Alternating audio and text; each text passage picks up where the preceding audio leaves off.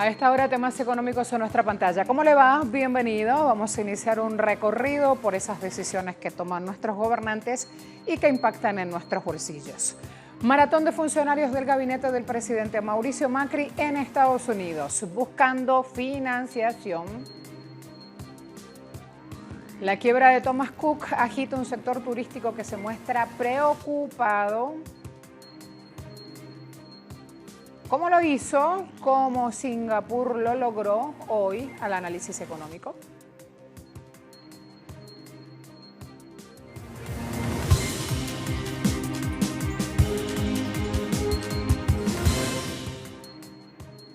Nueva jornada de protestas con cortes en avenidas y autopistas de Ciudad de Buenos Aires. Trabajadores reclaman un paro con movilización que haga la CGT por 36 horas como respuesta a la profundización de la crisis económica. Con esta medida de protesta, sindicatos combativos no solo apuntan a desafiar al gobierno, también buscan lanzar una advertencia frente a un posible mandato del candidato del Frente de Todos, Alberto Fernández. Dicen: no nos vamos a quedar en casa ni durmiendo como pidió Macri, ni vaciando las calles de reclamos como pidió Alberto Fernández. Sindicalismo combativo está de pie, 36 ciudades del interior también adhieren a esta medida, así que hoy Argentina está en pie de lucha. El titular del Palacio de Hacienda, Hernán Lacunza, y el presidente del Banco Central, Guido Sanleri, se reúnen hoy con autoridades del Fondo Monetario Internacional en Nueva York. El tour de estas autoridades argentinas incluye reuniones con bancos internacionales y fondos de inversión que hacen parte del proceso de reestructuración de los bonos argentinos emitidos con legislación extranjera. Las conversaciones continuarán el miércoles en la sede del organismo en Washington. Lacunza y sus colaboradores almorzarán con los equipos técnicos del principal acreedor individual del país. Si no cuaja una renegociación, al organismo le corresponden $1 de cada $3 de los pagos de deuda que deberá asumir el próximo gobierno. Por lo tanto, al presidente Macri le urge garantizar estabilidad de sus cuentas externas y evitar un nuevo descalabro cambiario. ¿De qué se trata el acuerdo stand-by firmado entre Argentina y el FMI apenas hace un año atrás y que estableció un esquema de 13 desembolsos? Hasta ahora se concretaron 5, que representan el 78% de todos los fondos comprometidos. El desembolso, que debería estar disponible desde la semana pasada, completaría el desembolso de 9 de cada 10 de los 56.000 millones de dólares comprometidos por el fondo. En otras palabras, al próximo gobierno le corresponderán recibir en sus arcas fiscales apenas unos 7.000 millones de dólares y sin embargo les toca la responsabilidad de devolver la totalidad del préstamo. Otro punto, tuit del presidente de Venezuela informando: llegamos a la patria rusa para afianzar nuestras históricas y muy positivas relaciones de intercambio y respeto entre nuestros pueblos. La hermandad que hemos construido a lo largo de los años es eje fundamental para la construcción del futuro próspero de Venezuela. Allí el tuit colgado hoy a primera hora por el presidente de la Nación. Venezuela está desarrollando un sistema de comercio en rublos con Rusia, con el fin de combatir las consecuencias del bloqueo económico, comercial y financiero que le aplica la administración Trump y que dificulta las transacciones en dólares. En junio pasado, autoridades venezolanas afirmaron esto en el Foro Económico Internacional de San Petersburgo. Ambos países tienen una activa relación comercial que, según el presidente Maduro, aspiran a aumentar. En Cuba se dio inicio al evento internacional de turismo de naturaleza. La cita irá desde hoy hasta el 28 de septiembre próximo. En medio de este brutal bloqueo por parte del gobierno de Estados Unidos, la isla no se rinde y trabaja por diversificar modalidades recreativas. Participan en el evento 176 especialistas de 18 países con 72 entidades y prestatarios, lo que transforma la reunión en una de las más sobresalientes del asunto para el Caribe y buena parte de Latinoamérica. Tiene además una exposición. Por primera vez en estos días se presenta el catálogo de la naturaleza de Cuba ante delegados de Canadá, Estados Unidos, México, Costa Rica, Portugal, Reino Unido, Francia, Rusia, China, Perú, Colombia, entre otros países. Lo que se dice apuntar con una especie segura como es el turismo a la hora justamente de mejorar ingresos fiscales. Fíjense lo que anuncia el Gobierno de México, la inversión en el corredor del Istmo de Tehuantepec, 2.500 millones de dólares en 3 años. Inversión que se hará a pesar de que las navieras ven lejana la posibilidad de usarlo como una conexión interoceánica. Los recursos equivalen a los de puertos nacionales en los últimos 4 años y 48% superiores a los 1.700 millones de dólares del nuevo puerto de Veracruz. Destaquemos que del total de recursos públicos que recibirá el corredor de este Istmo, 820 millones de dólares serán canalizados a la rehabilitación del ferrocarril y para crear el acceso a los puertos de Salina Cruz y Coatzacoalcos. De igual forma, 39% de los recursos va a la modernización del actual puerto de Salina Cruz y para su desarrollo como un puerto petrolero y comercial, así como un nuevo acceso ferroviario y carretero al puerto. Todo lo que se dice, una obra de conexión de infraestructura. Otro panorama en El Salvador: denuncian atropellos sindicales avalados por el gobierno. El Frente Farabundo Martí para la Liberación Nacional denunció un reciente acto de atropello sindical impulsado por el Ministerio del Trabajo del país. La formación política salvadoreña condenó estos actos de violencia cometidos en la víspera contra el Sindicato de Trabajadores del Seguro Social por, afirman, matones al servicio de fuerzas ministeriales. Mediante un comunicado, este organismo político exigió la inmediata investigación de los hechos que pueden ser constitutivos de delitos y acusaron al ministro Rolando Castro de mantener una actitud pro-patronal durante los 3 meses que lleva en el cargo.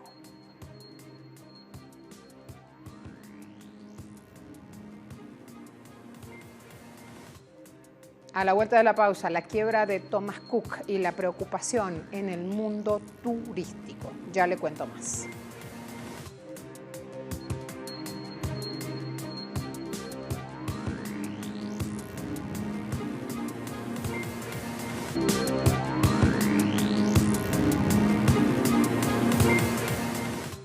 Empresarios turísticos canarios afirman que la quiebra de Thomas Cook pone al sector en una situación muy complicada.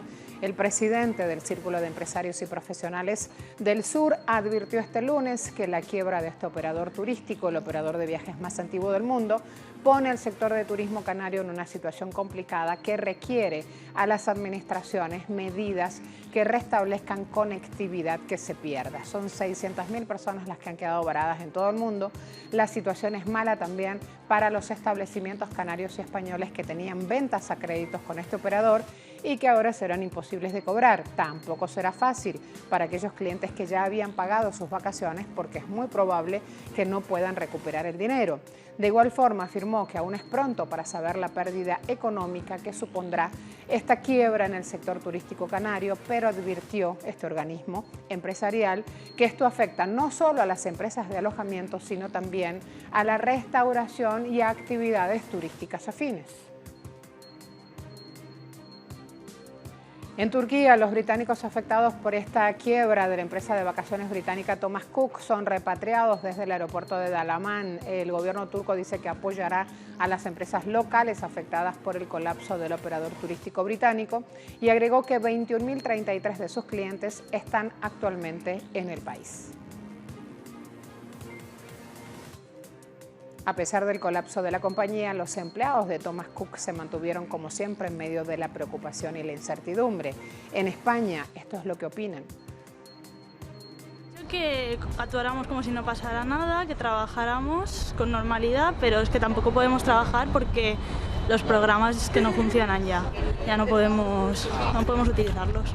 Nos han dicho que no sabían nada, que nos mantendrían informados en cuanto lo supieran, pero a lo largo del día nada más. Bueno, hay mucha incertidumbre y todo el mundo pues está preocupado, no sabemos nada.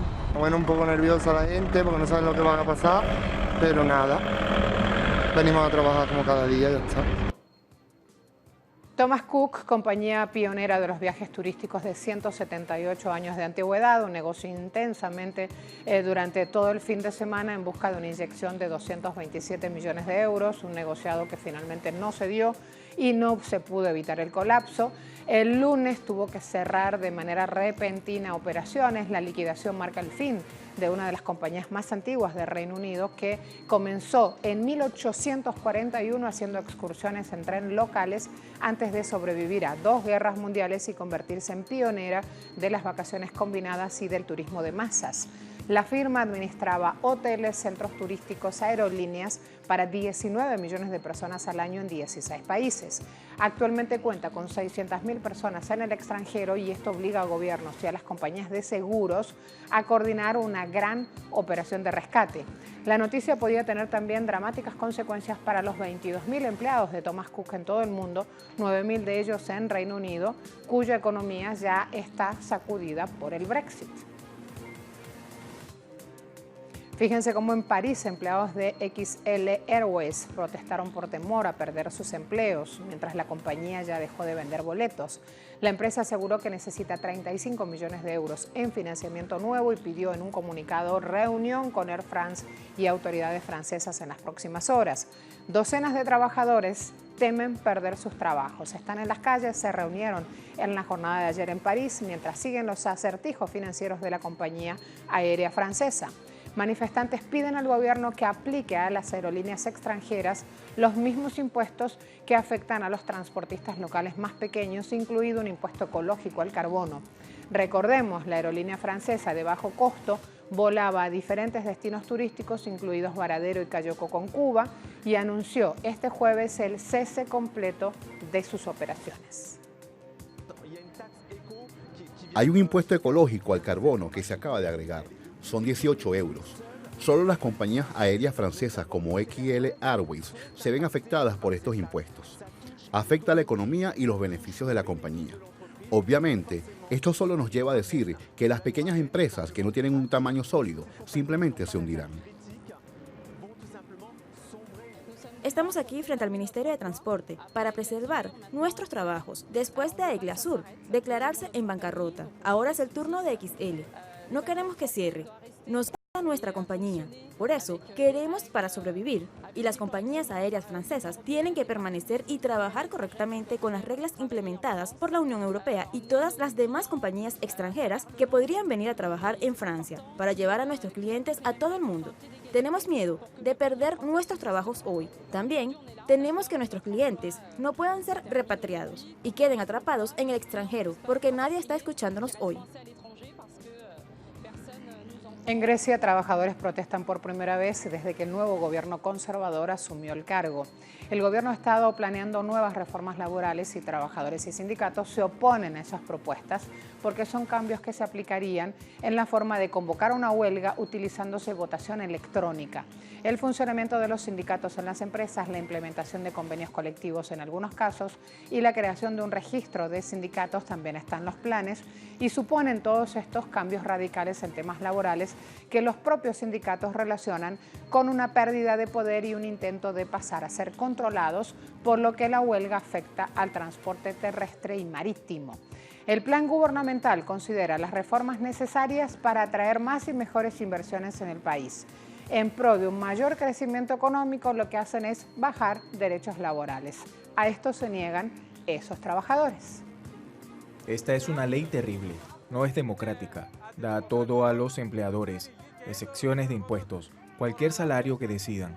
Podrán reducir los salarios cuando lo deseen de acuerdo con sus planes y ganancias, dejando nuestro sustento y las necesidades de los trabajadores aparte. Creo que estas son leyes que, al igual que el gobierno de Syriza, eliminan los derechos de los estudiantes y trabajadores y satisfacen las necesidades del sector empresarial. Al igual que la crisis con sus medidas de austeridad, ahora hay nuevas medidas de crecimiento que paralizan a los trabajadores.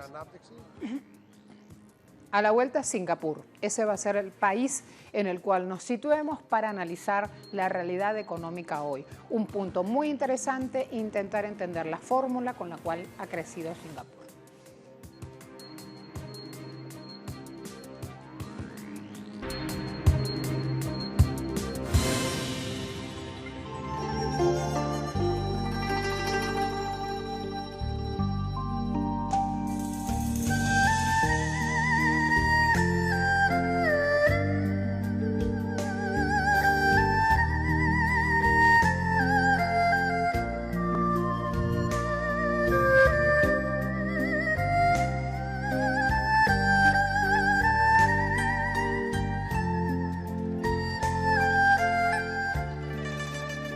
Una cosa es la economía subterránea y otra muy distinta, crecer hacia abajo. De la primera se habla mucho en América Latina, de lo otro sabe mucho Singapur, un país ubicado en Asia y que tiene una población que casi llega a los 6 millones de habitantes, con una superficie de apenas ni siquiera 800 kilómetros cuadrados.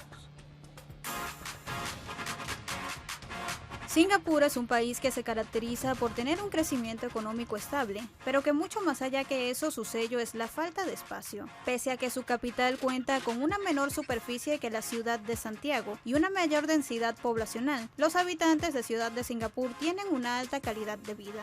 Si bien en un país cualquiera, al ver grandes perforadoras trabajar día y noche, las personas pensarían que se trata de labores para extraer algún metal precioso, en Singapur la cosa no es así. Estas grandes máquinas lo que hacen es buscar algo que para muchos no es una fortuna: el espacio. A lo largo de décadas en Singapur se han construido túneles para los más variados propósitos. Actualmente tenemos almacenamiento subterráneo de municiones, tenemos almacenamiento subterráneo de petróleo. Pronto colocaremos estaciones subterráneas. Se pueden ver muchos centros comerciales subterráneos. Ha habido un estudio de factibilidad para construir un centro científico subterráneo o parque científico. En NTU estamos haciendo un estudio de viabilidad para hacer uso del espacio subterráneo en NTU para laboratorios e incluso para la realización de clases. El país que pasó de la pobreza a tener uno de los Producto Interno Bruto per cápita más altos del mundo está hambriento de espacio. Por ello cuenta con altos edificios, profundas construcciones subterráneas e islas artificiales por doquier. Hasta ahora hemos dependido en gran medida de la recuperación de tierras para crear espacio. El siguiente paso es movernos bajo tierra para hacer uso del espacio subterráneo. Estoy seguro de que será capaz de encontrar otras formas de crear nuevos espacios para el uso futuro de Singapur. Singapur ha invertido $188 millones en tecnología subterránea y reformaron sus leyes de tierra para que los propietarios posean solo el espacio subterráneo hasta su sótano. Si bien este país apela a la tecnología y a la perforación para crear, tiene como meta convertirse en una de las ciudades más verdes del planeta. La llaman la perla de Asia. Esta diminuta ciudad-estado guarda sorpresas. Tiene, decíamos, muy poca cantidad de habitantes, es uno de los mayores centros financieros de todo el mundo, el lugar que produce más millonarios, el más costoso también para vivir, de acuerdo a un estudio que hace The Economist Intelligence, pero hace medio siglo, era solo una isla pobre con muy pocos recursos naturales que no se veía o sentía un gran futuro. ¿Cómo entonces es que lo lograron? ¿Cómo hacen este crecimiento que sorprende al mundo? Singapur es el cuarto país más rico del mundo, apenas superado por Qatar, Luxemburgo y Macao, según el poder adquisitivo de sus habitantes. Pero esto no fue así desde el principio. Singapur estuvo bajo el dominio británico y fue apenas en 1965 que logró la independencia de Malasia, convirtiéndose así en un estado autónomo pero pobre. Liderado por Lee Kuan Yew, el hombre que ocupó el cargo de primer ministro por más de 30 años, artífice del llamado milagro económico de Singapur. Este país tiene una ubicación geográfica estratégica justo en la zona más poblada y de mayor crecimiento del mundo. Dicha ubicación le ha permitido estar en una ruta clave de comercialización entre grandes gigantes como China, India y el sudeste asiático. En la primera etapa de su desarrollo, Singapur se dedicó a la producción de manufactura intensiva en mano de obra para exportar a mercados de países desarrollados. Pero hacia finales de la década de los 90, el país entró en una etapa de transformación económica que lo llevó a convertirse en un centro financiero global. Desde entonces no ha parado de crecer. Además de la ubicación geográfica, Singapur tiene una serie de ventajas comparativas entre las que expertos destacan: una población capaz de hablar chino e inglés, instituciones sólidas que funcionan y ausencia de corrupción. A eso se suma una fuerte inversión social en vivienda, salud y educación, que fue puesta en práctica desde el inicio del programa de transformación económica. Expertos dicen que el milagro de Singapur se basó en la construcción de un excelente sistema educacional y la creación de incentivos para crear empresas extranjeras, medidas que contribuyeron a que Singapur sea hoy un centro de inversión extranjera con oficinas de empresas multinacionales instaladas en su territorio. Otro elemento mencionado por algunos analistas es que Singapur no ha enfrentado grandes enemigos que intenten detener su política de desarrollo, y entre las razones que explican su éxito, señalan analistas, está la inversión en capital humano, además de una muy buena gobernanza y política económica desde el inicio, junto a un ambiente de negocios predecible. Desafíos que debe superar: bajo crecimiento de su productividad, extensa y prolongada dependencia de mano de obra extranjera, especialmente del 2000 para acá, en lo que se refiere a trabajadores no capacitados que empiezan justamente a trabajar y que son los que impulsan ese indicador, productividad. Otros desafíos que tiene que superar: excesiva dependencia de la manufactura, que obliga al país a subsidiar ciertos sectores, y una falta de empresas locales fuertes que puedan dar un mayor impulso al crecimiento. Allí uno de los principales puntos que abordamos. Luego, rápido envejecimiento de la población, esto también les pasa, y alta desigualdad. Son pocos, pero con estos desafíos por seguir.